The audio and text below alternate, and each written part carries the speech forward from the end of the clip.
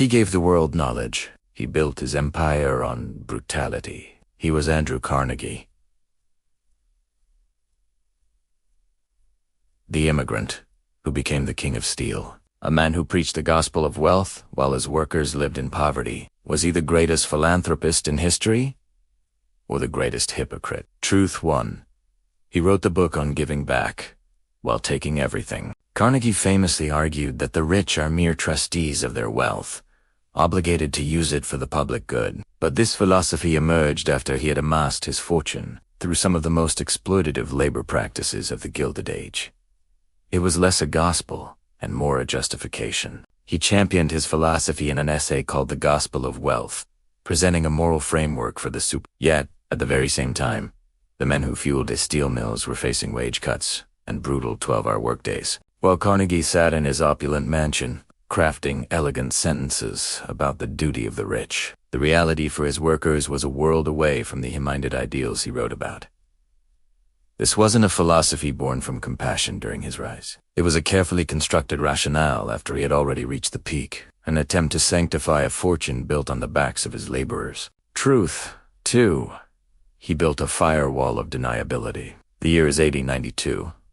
Workers at Carnegie's Homestead steel plant are on strike, protesting for better wages and working conditions. What happens next is a dark stain on American history. While Carnegie vacationed comfortably, fishing in a serene Scottish loch, his right-hand man, Henry Clay Frick, unleashed a private army of Pinkerton agents on the striking workers. Gunshots rang out.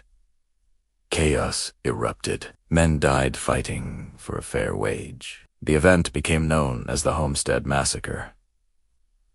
Carnegie's genius wasn't just in making steel, it was in maintaining plausible deniability. He was an expert at delegating the dirty work. He could publicly preach peace and deplore violence, while his factory became a war zone, allowing others to get their hands bloody on his behalf.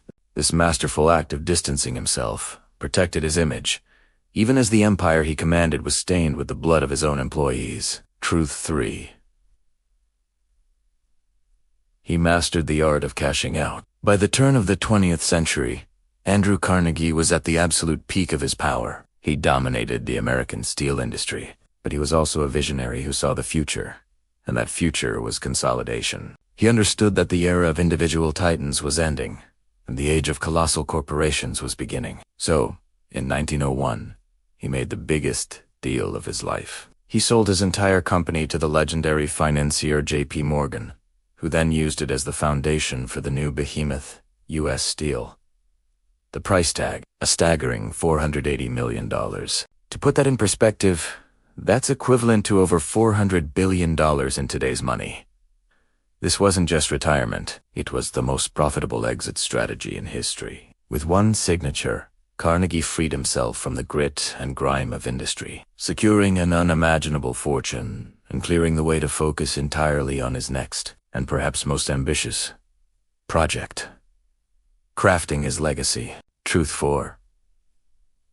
Didn't just give away money. He gave away his past. After selling his empire, Carnegie embarked on a philanthropic mission of unprecedented scale. He is most famous for funding the construction of 2,509 libraries in communities across the globe, from small American towns to distant corners of the British Empire. It was an act of incredible generosity that opened up a world of knowledge to millions. But was it pure altruism? Or was it also a strategic campaign to scrub his reputation clean? During his industrialist years, newspapers had relentlessly branded him a tyrant and a robber baron, a ruthless capitalist who exploited his workers. Now, with every library cornerstone laid, a new story was being built. He was literally building a new identity for himself, brick by brick, and book by book. It was arguably the most effective reputation management campaign in history, transforming the robber baron into the benevolent benefactor in the public's imagination. Truth 5.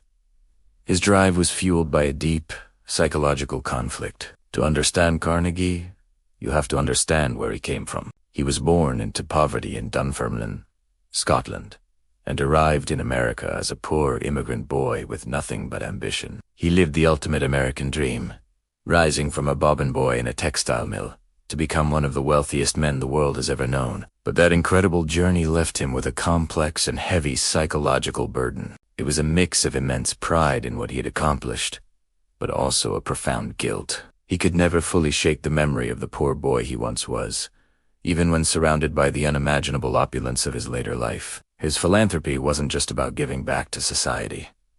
It was deeply personal. It was an attempt to reconcile the two identities warring within him: the poor boy from Scotland and the unimaginably wealthy man he had become, a desperate need to be remembered as more than just another rich man. So what is Carnegie's legacy? His story is the blueprint for a conflict that defines modern capitalism. Can doing well ever be truly separated from doing good? He set the template for the modern billionaire who builds a fortune through controversial, cutthroat business practices and then builds a public legacy through massive philanthropy. You can see his shadow in the tech founders who disrupt industries and labor markets, then create foundations to solve the world's problems. The Homestead strike finds its echo in modern labor disputes in the warehouses of e-commerce giants. The fundamental question Carnegie forced us to ask over a century ago still echoes with unnerving clarity today. Does the end the libraries, the charities, the progress justify the brutal means used to achieve it? Carnegie famously wrote, "The man who dies, thus rich, dies disgraced." A noble sentiment, but one has to wonder, was he trying to save the world, or was he trying to save himself?